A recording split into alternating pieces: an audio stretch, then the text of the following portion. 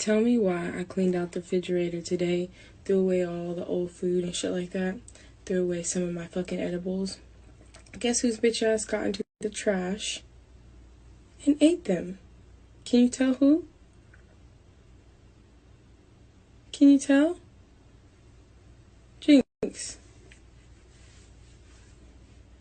Jinx ate them.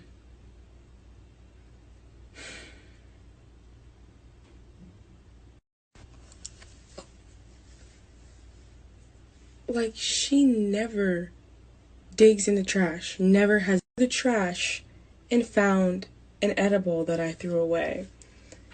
Called the doctors. The edible was pretty, there was no chocolate in it or anything, so she threw up a little bit. They said food and water should pass through. But I'm just a little worried because this bitch is high.